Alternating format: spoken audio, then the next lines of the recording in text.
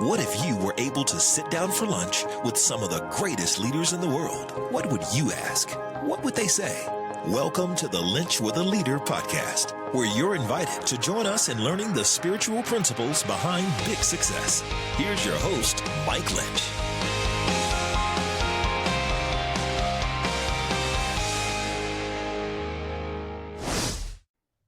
I don't know of a leader out there that won't tell you culture matters. In fact, a bad culture will make you or it'll break you. And that's what we're going to talk about in this episode of Linch with a Leader. If I've never met you before, my name is Mike, and it is my honor to welcome you into this leadership journey as we're all seeking to be the leaders that we were created to be in the spaces and places that God has put us. Well, thank you so much for joining me today. I promise this, when you get off this episode, you're going to be a better leader. You're going to understand culture a little bit better, and you're going to see even more why it truly does matter, because we're going to take a deep dive today. Well, I am so excited to do this with you. My name is Mike, and it is so fun to learn together, to grow together. Man, if these episodes are adding value to you, the best thing you can do is subscribe. Hit the subscribe button in iTunes, Spotify, YouTube. Never, ever, ever miss an episode, because each one just keeps building on the others. And today's going to be one that's really going to help you. Today, I get to sit down with my third-time guest, Miss Jenni Catron.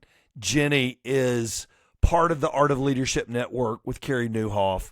Jenni is a expert, I would tell you, in the area of leadership and teams and team development.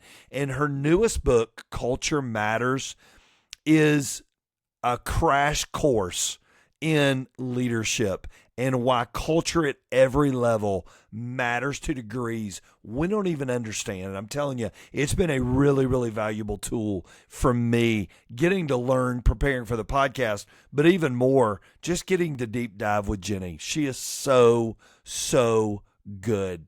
Today is one that you're going to need something to write with, something to type into, something to thumb your notes into, because Jenni has some great stuff out of her brand new book, Culture Matters. So I don't know where you're listening from today, but I want you to do me a favor, and I want you to pull up a chair, and I want you to listen in to my conversation with Jenni Catron. Well, Jenni, thank you so much again for joining me on Linch with a Leader. It's so fun to have you back. Mike, I always look forward to times that we get to connect, and finally we met in person not too long ago. So this was such a wonderful thing. I was starstruck. I ran into you and I was starstruck. I'm like, I got to get you on the podcast, and you're like, I'm already booked. I'm like, oh, that's right, you're already booked. I'm just proud of myself that I actually knew we were booked. I feel like my mind is going a million places. But yes, I always love. Is this my third time on the show? It's your third time, Jenni. Yeah. You're like leading the charge. Oh my gosh. You're leading the charge. This is like Saturday Night Live kind of awards when you start getting in the multiple appearances. So that's really, really good. Lomanic's right on your heels, though. Oh, Lomanic's coming back on, so he's right on your heels. He should be. Oh, that's great. Well, it's such a joy, and I told you, you're a bright light, you're a joy, and I think this is your best one yet. Oh, I do believe, and I told you this, I think that this book, Culture Matters, comes out of who Jenni is. I think it's just... That's so affirming to hear. Yeah, oh my gosh, it is so good. You have spent your career walking in and out of great companies and churches and businesses. Why is culture so big for something being successful? Yeah, well, and you named it. I have been in a number of different environments, and really, Mike, what the genesis of this for me was, I had some pretty stark experiences, namely when I was in the music business right out of college.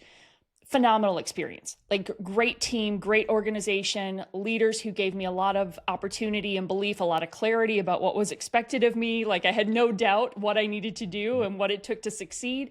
But I also had this strong sense of belief and great camaraderie with my peers. And then we went through a corporate merger, and that experience like flip-flopped overnight. Like I had gone from this amazing team to all of a sudden absolutely dreading my work experience. My job title had not changed. My role and responsibilities had not changed, but my leadership and my team changed. And all of a sudden it went from loving my work and loving going to work every day to absolutely loathing it. And I remember in that season going, what in the world has happened? Like what has happened?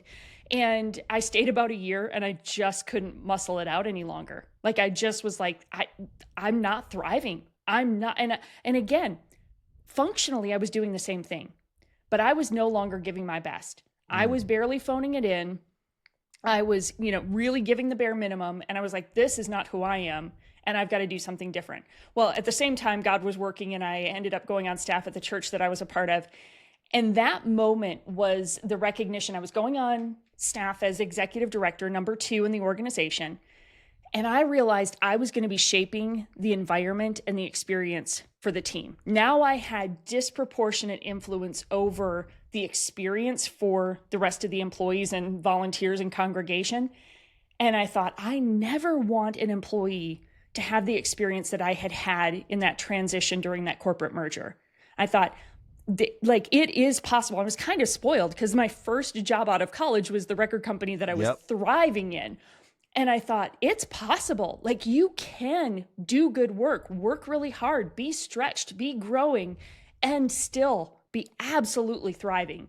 And so that was my commitment to say, I know what it feels like when it feels amazing and when it feels awful. And I know what my contribution looked like in both of those scenarios. And that's why I deeply believe in this so much. I know that when I'm in an environment where I am flourishing, I am contributing at a much higher level to the organization. And that's why it matters. That's why it's so significant.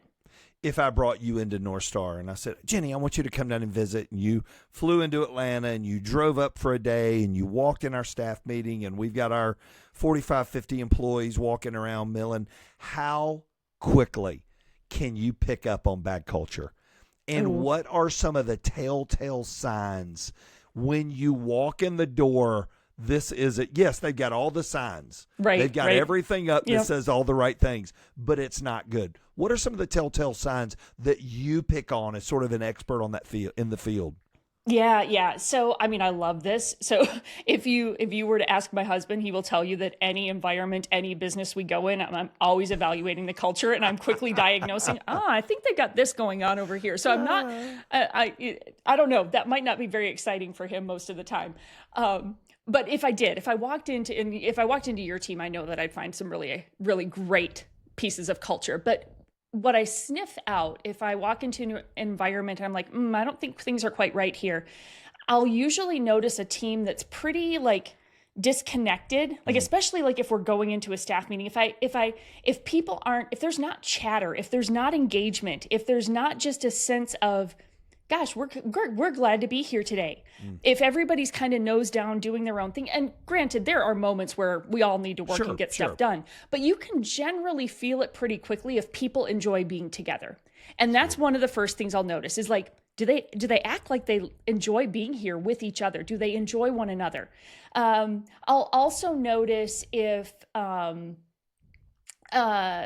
maybe I'm sitting in a meeting and again, if there's not camaraderie and chit chat before the meeting starts, and I'll notice this on Zoom calls too, although we had to kind of learn this because we weren't good at it at first. So we were awkward and weird on Zoom and we're getting better.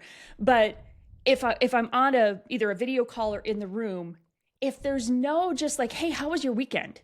Hey, tell me about your son's ball game the other night. Like what ended up happening? Did they win or did they, so if they're not chattering about life, that always is curiosity to me of like, hey, they don't know each other. They're not connected with one another. And those are not the only parts of organizational culture. Like there's a lot of pieces that impact culture. But what you're noticing when you walk in is what I have a tool in the book called the culture hierarchy of needs. Yep. And at the top of the hierarchy are things like connection and belonging. But those are more outcomes of inputs we've put in as leaders that create those outcomes of connection and belonging. So, me coming in, my first observations are going to be, am I seeing the outcomes that typically are a part of good culture? So the connection, camaraderie, relationship stuff, those aren't the only things that shape culture, but they're the things that come out of when we've done the work to build a good culture. So those are a few things. If I dug really deeper, Mike, I'd be saying, if I were working with your team, and I'd be saying ahead of time, well, Mike, hey, can you send me your org chart? And can you just, give me just a quick overview of who does what? Well, if you started to say, well, Jenni, we don't really have an organizational chart, or we don't really have, she kind of does this and he does this over here, and you kind of gave me generalities, then I would say, okay, we got some things we need to dig into that speak to some of the clarity that shapes culture. But I might be getting ahead of myself. No, that's really good. And it is so noticeable. And it's like somebody having to go to the doctor, right? Everybody sitting in the waiting room is sick. And those are pictures of sickness. When you walk in and you don't feel, you don't see. And what's so interesting is it's transferable. That's locker rooms. That's boardrooms. It's all of the above. You say something in the right at the beginning of the book I thought was so good. You are, we talked before we went on. We've got all kinds of people. We have college baseball coaches listening to this call, college presidents listening to this call, police chiefs, principals, business owners. We got all kinds of people. Mm-hmm. But it really doesn't matter the hat we wear. Correct. We're all in the people business. In fact, I always say we're in the people business. You said in the book, people are the point. Yeah. Why, to build culture, does a leader have to remember it's not about the widget, it's not about the scoreboard, it's about the person? Why is that so critical? Yeah. And Mike, I also want to say, I got here over time, in that I was, and am in a lot of regards, I'm a very driven, goal-oriented person. Like, I love getting stuff done. I love making things happen. And an early version of me was a bit of a bulldozer. I've probably told you this story before in other conversations we've had, but I was so ambitious and so driven, I didn't think that people are the point. And so coming full circle and saying, I absolutely believe this, is a reflection of some of the learnings along the way. And so to answer your question, there's three building blocks that I think are essential to every organization's success: a clear sense of purpose, a strategy to achieve that purpose, and a team to make it happen. And what happens most of the time is organizations do have a clear sense of purpose. What's our mission and our vision, right? Like we live and die by that as leaders. Like, why are we here and what are we trying to accomplish? And then we'll spend a lot of time and energy and resources to get that dialed in. And then we will say, okay, now how do we do it? What's the strategy to make that happen? And again, we will spend crazy amounts of time and money and resources hiring consultants to come in and help us define our strategy to help us achieve the mission and vision. All good, nothing wrong with that.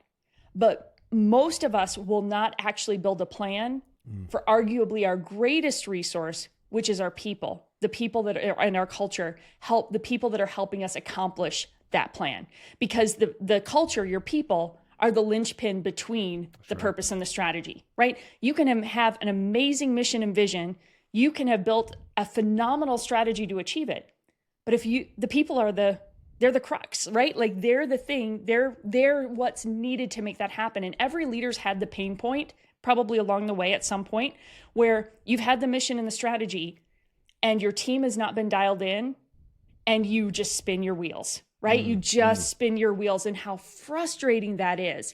And so my conviction and kind of my goal with the book is to say, your culture, like every other critical element of your organization, your culture needs a plan. Like you've got to be as intentional in building a culture plan as you are about these other pieces of organizational life. And it's more than just a soft skill. And it is a soft skill. But if it's not right, in fact, somewhere in the book you talk about you can't have momentum without this part working. If That's the right. team part isn't working, it doesn't matter how good the purpose is, how good the strategy is, there is no momentum achieved. How would you define momentum? So if a person's listening today and they're like, well, I think we're good. I think we're moving in the right direction. What's the difference between moving in the right direction and a company or a business or a team that genuinely has momentum from everybody loving working there and moving together to work there? Yeah, that's right. Well, I think of momentum. The visual that always comes to mind for me is a snowball rolling downhill. Yep. And I'm a Midwest girl, so I'm looking out my window, looking at a bunch of snow. And, but I mean, so those of you who have had the joy of building snowmen and, and snowballs, it's like when you start to get that thing, you create that little snowball and you're starting to pack it, and then you start moving it and it just picks up speed, especially downhill. It's like, it just picks up speed and it's growing as it goes. And so that's the power of momentum, is it compounds. But are you compounding the right thing? Because so many of us are not intentional about defining the culture we want, of saying, hey, here is who we are and how we work together. That's my definition of culture. Here's who we are and how we work together, and getting really, really clear of what that looks like. And then saying, now this is what I want to reproduce, because when we reproduce this, we become unstoppable. The momentum of this and working together towards achieving that mission, because you're visualizing everybody on your team coming around a shared understanding of who we are and how we work together. And there's just the compounding momentum that happens from that, which is just pure fun when you get to be a part of a team like that.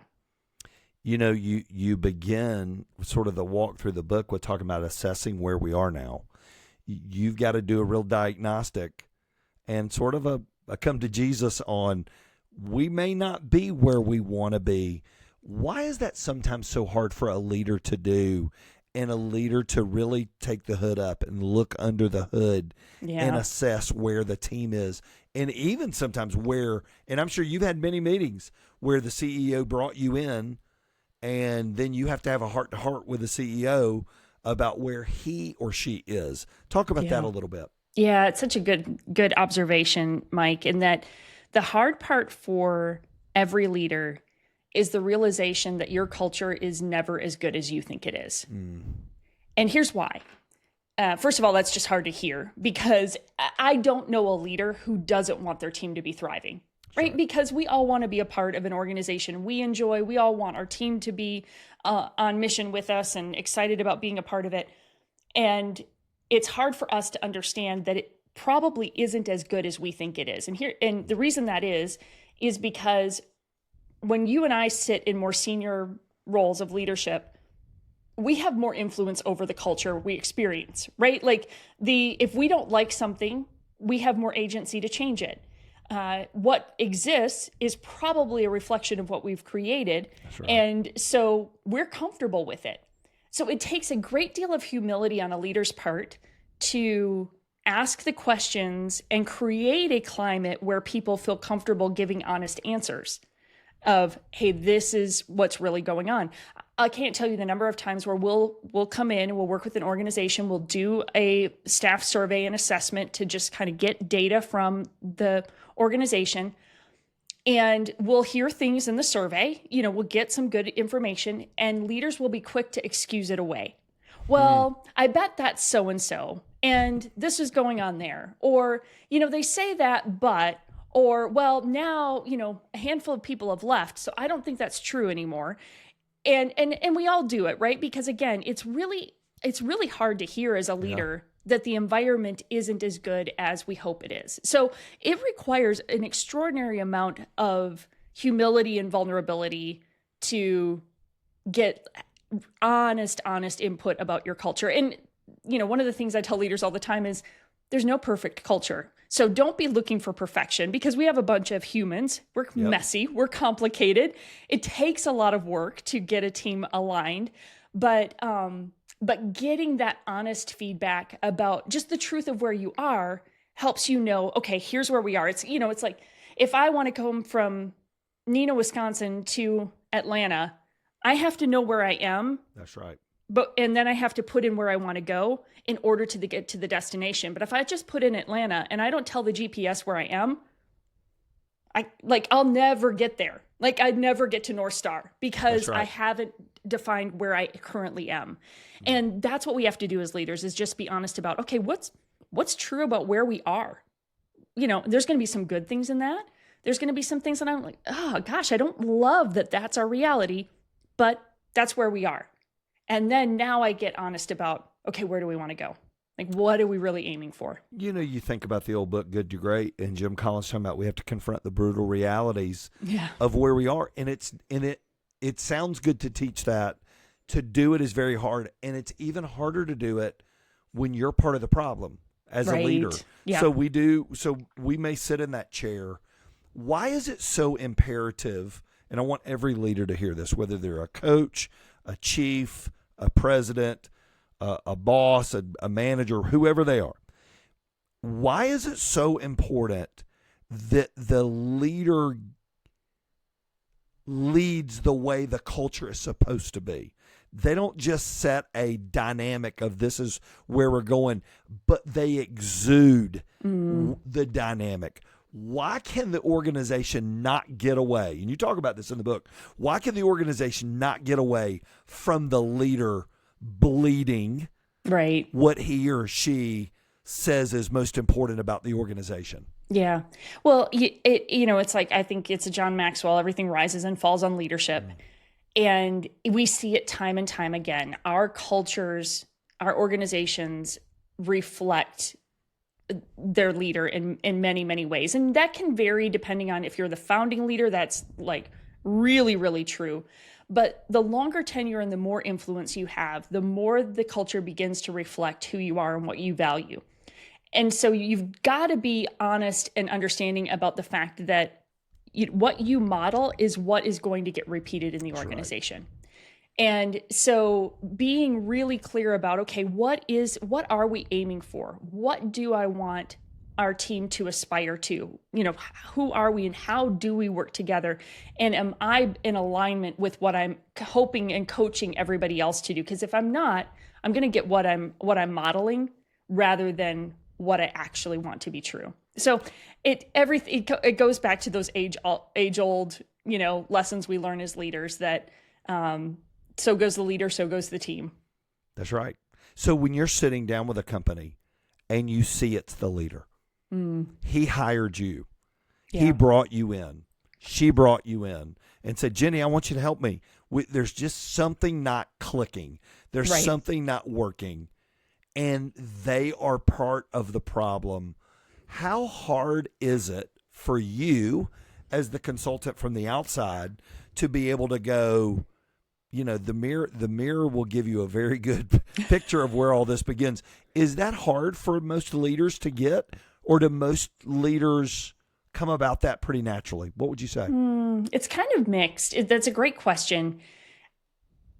There's a couple things. Occasionally, we will have a leader that reaches out to us, wants us to come in, and they probably have a suspicion that they have some influence over it, right? They probably know that they've had some contribution to whatever, kind of pain point they're feeling in their current culture.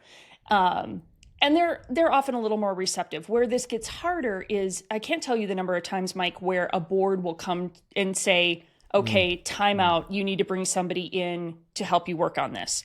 And that is sometimes harder because that's hard to hear as a leader. You and I can both put ourselves in those shoes, right? And our board has said, all right, you've got to get help in this area. And that's really hard to hear. Yep. And I fully understand that. And I, when I'm working with leaders like that, and there might be a little resistance to hearing it, I put myself in their shoes trying to understand, gosh, this would be really vulnerable.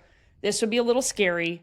I'd be a little uncertain and incredibly frustrated, about the dynamics. And so typically it's taking time to ask some more questions, to look at the data together, because then we're doing the assessment and then we're sitting down with the data together and getting some one-on-one time with that leader to say, hey, tell me how, what are you noticing? How are you feeling?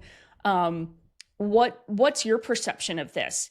And getting them to feel comfortable to just get honest with me. Just, so a lot of times I'm going to do that in just a small group setting or one-on-one with that leader in order to give them an opportunity to speak into it without it being in front of like a big group.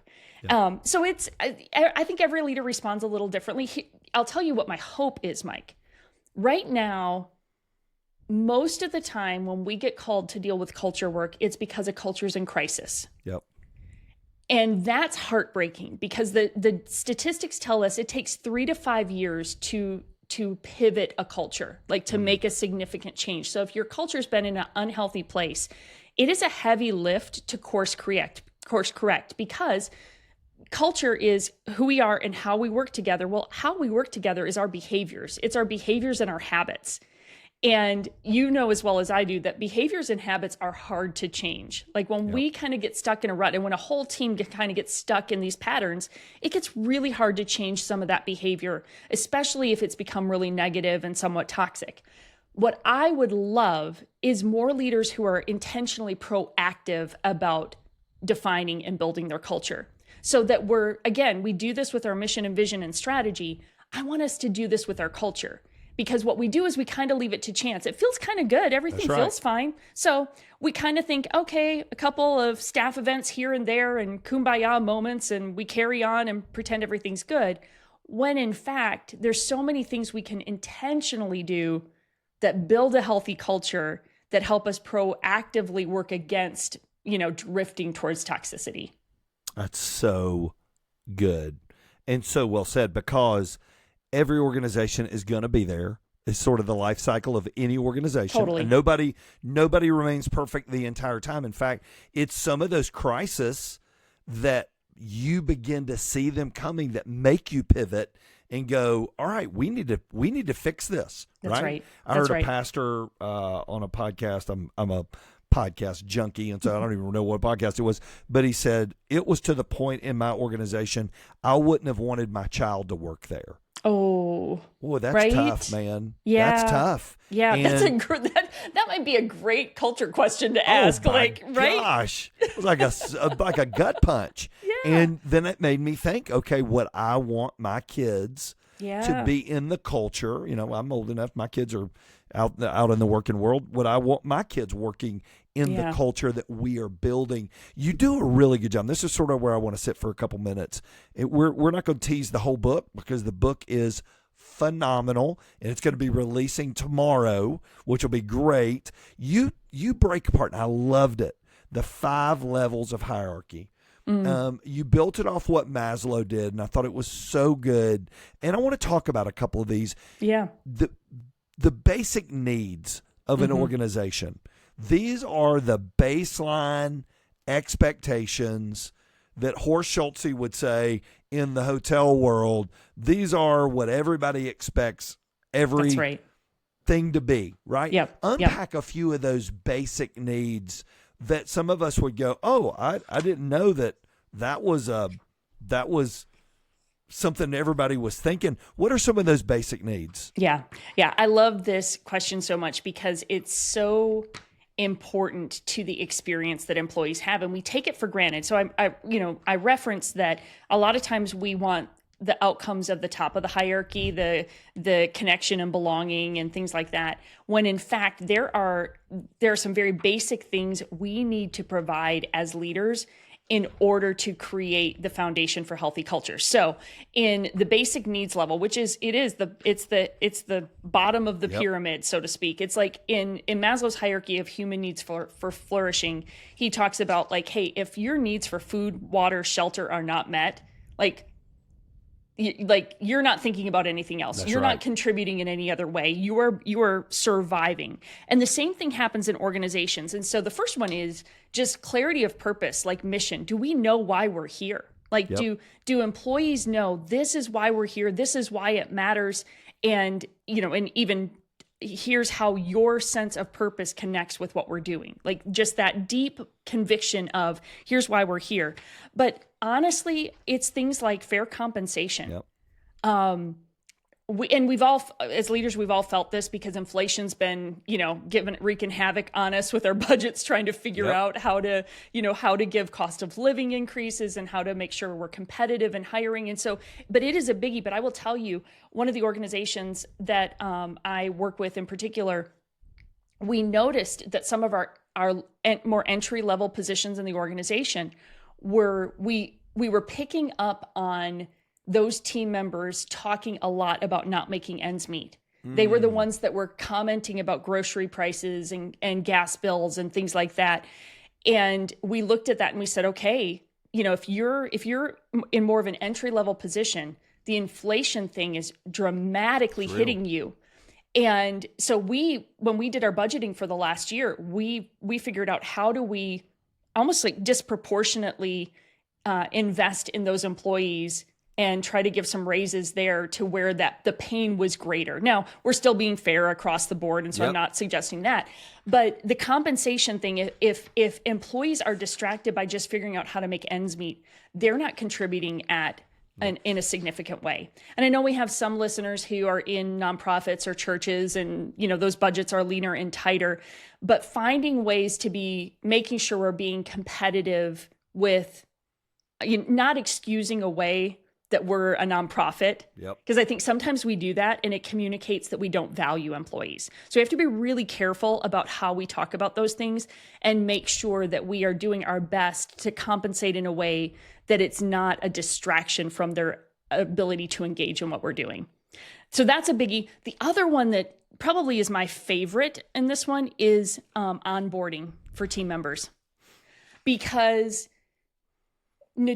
most organizations are notoriously bad about onboarding. And you might think, oh, we've got an onboarding process. And you probably have an onboarding process that helps them know how to fill out the form for vacation time off, or how to access whatever system you use for booking rooms, or, fill in the blank for whatever your organization is. So we have really awful, administrative onboarding classes that want to make you go, why in the world am I here? Now I know those things matter and we need to do those because people need to know how to use the systems, but thinking more intentionally about what's the experience we want that employee to have from day one. I had an organization, I think I tell this story in the book. Sometimes I forget what I've told and what I've not, but there was an organization that I was working with, and they had a new employee starting.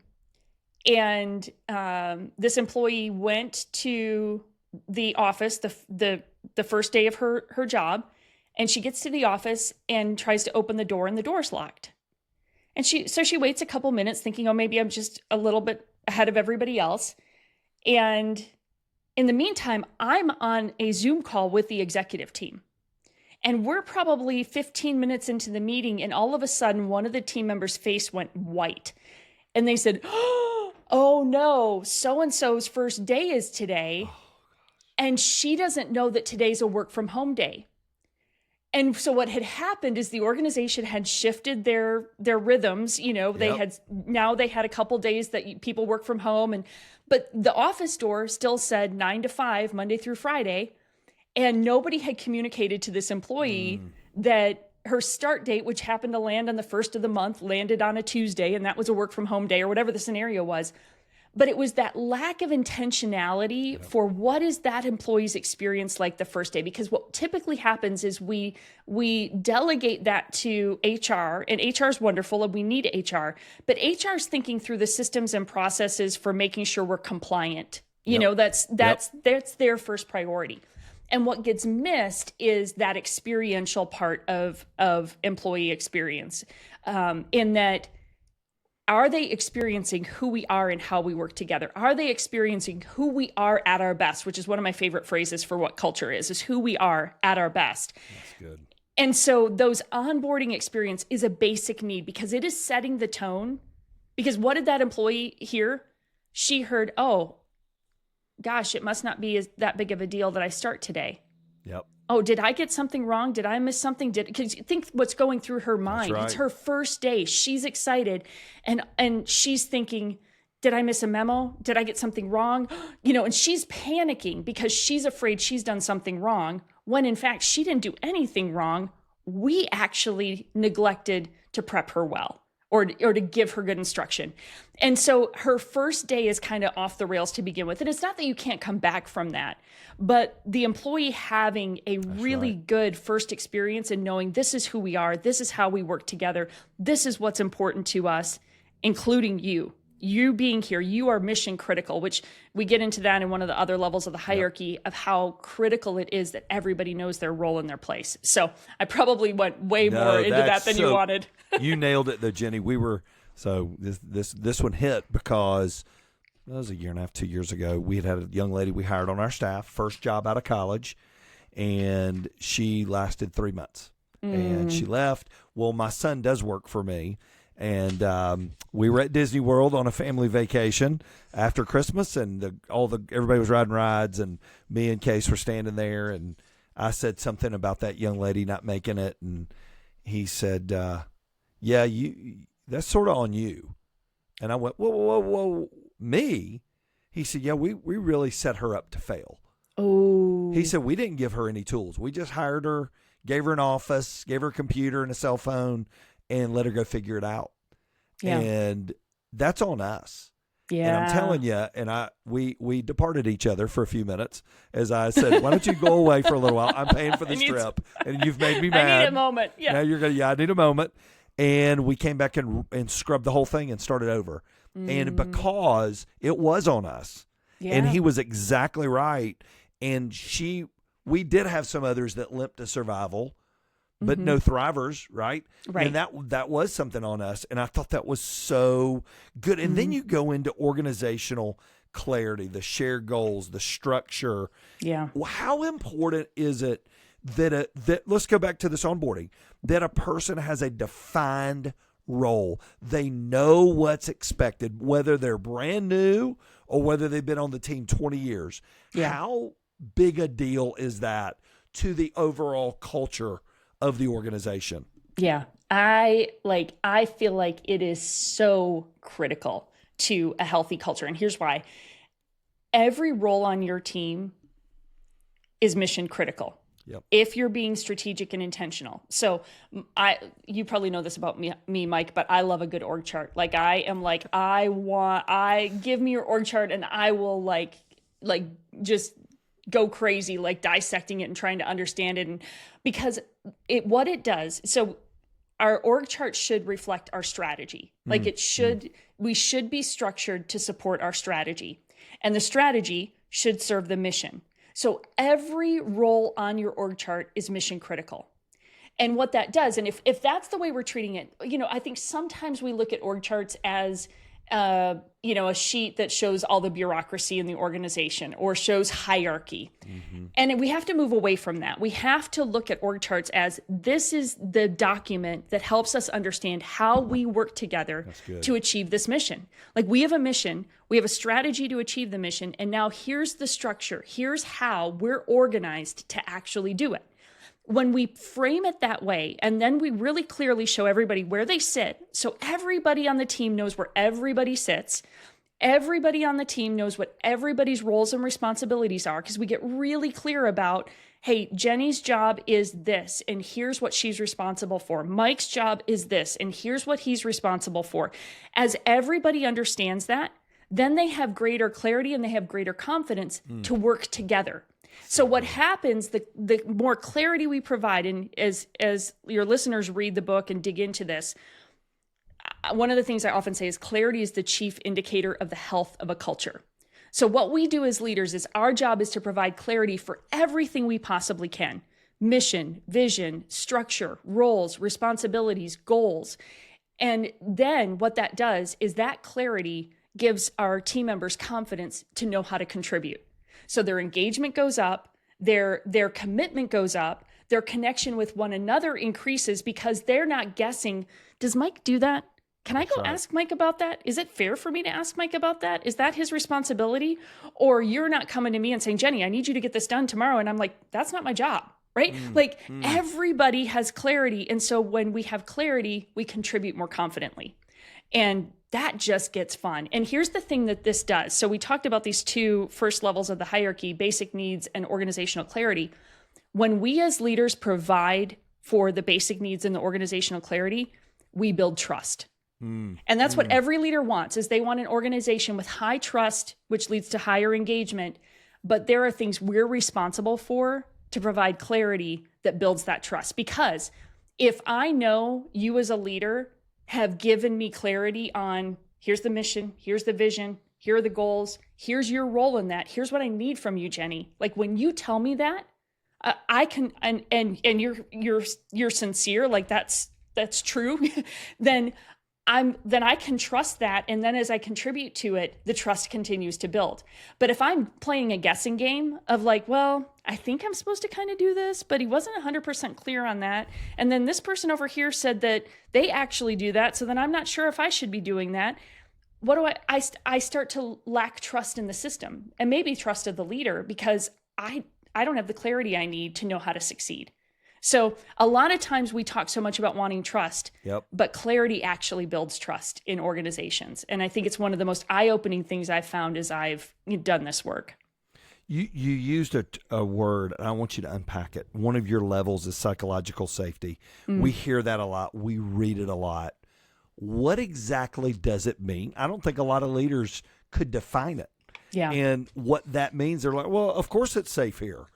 Yeah. What is psychological safety, and why did you include it in one of your hierarchy of needs? Yeah. And so it's specifically that hierarchy above organizational clarity. And it's kind of a fancy word for trust. You get psychologists digging into it, and they'll give you a bigger, broader terms around it. But to me, it is that a measure of trust in a culture, and the trust is going both ways. And leaders trust the team members trust the leader. And then what's happening there is there's a level of comfort in that if something's not quite right, or if I have a question mark, I can comfortably speak up and ask. Good. That we have a culture where I feel safe enough to go, Mike, I know this was part of my goals for this quarter, but that doesn't feel fully aligned with our strategy over here. Or, you know what, now this is happening and I'm not actually sure I'm going to be able to meet that goal. Can we talk about that? Or someone, being able to go to another team member and say, you know what, in last week's meeting, we talked about this project, and you were going to do this piece and I was going to do this piece, but I haven't gotten this piece from you. Can you give me an update on that? And that there's a safety and trust that goes both up and down and across the organization, where we can give and receive feedback. We can, done respectfully, done in alignment with our values, but team members aren't holding back. If team members are holding back, you don't have psychological safety. That's right. That would be my a quick litmus test, is like if people are holding back, or if they're kind of acquiescing. So they're like, well, nothing's ever going to change. Or if I bring that up, that's not going to go well. And so they're holding back what would be good for the organization because for some reason they don't feel comfortable or safe bringing it up. That's when we don't have psychological safety. You talk about connection, and then you end the top of the pyramid with personal fulfillment. Spiritual Leadership book by Henry and Richard Blackaby, which is the classic. They said leadership is moving people onto your agenda. Spiritual leadership is moving people onto God's agenda. Yeah. And I saw personal fulfillment as we are helping them be who God created them to be. What do you think is the key for a leader to know about helping achieve that for the people within their company? Ooh, love that question. And you named it exactly right. Because sometimes people will look at that in the pyramid and go, Jenni, you want the individuals to have personal fulfillment? I was like, well, yes, as they're working with us on this shared mission. Yes. Because if they're clear about the mission of this organization, and we've done good due diligence to bring the right people on the team because they're aligned with who we are and how we work together, and we have an understanding of what are their passions, what are their gifts. So one of my deep convictions, and I think you share this, is that as a leader, I hold two responsibilities kind of in tension. That my job is to help fulfill the mission of the organization, and it's also to steward the people that God has brought to me in this season. And so part of that stewardship is understanding, how has God wired them? How has he gifted them? How can I deploy that for the good of this mission? Because I'm juggling both of those things.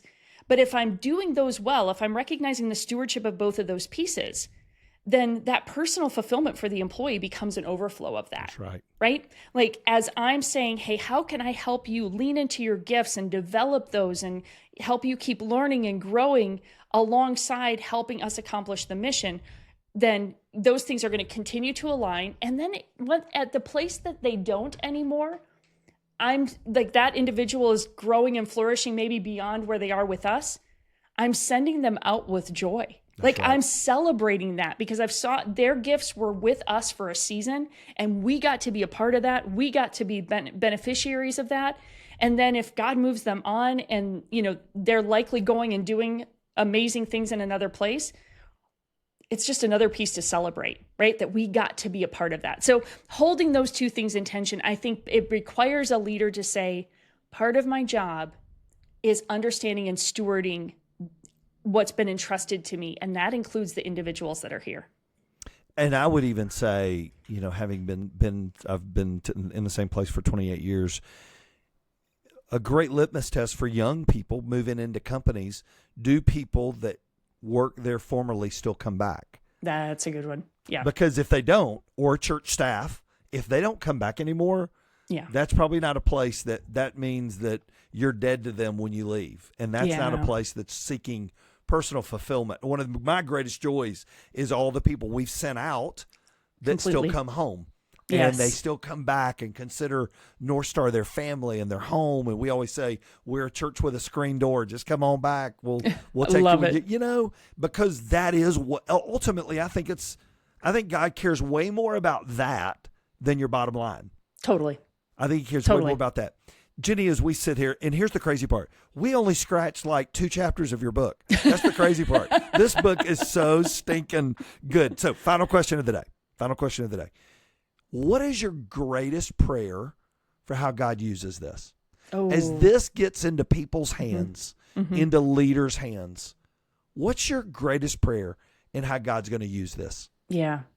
I love that question so much. My greatest prayer for this work is that first, it will help leaders recognize that that this isn't I feel like sometimes they think of culture as like this black box that they don't know, like, how to deal with. Like, we don't really know what's going on in there. Like, we don't know what to do with it. And so we just kind of hope it's okay. I hope it reveals that there's so much possibility and potential and power in building a great culture that stewards people well. Like, I hope and then the second part of that becomes that we create environments that amazing, talented, gifted people want to be a part of and are contributing at their best. I'm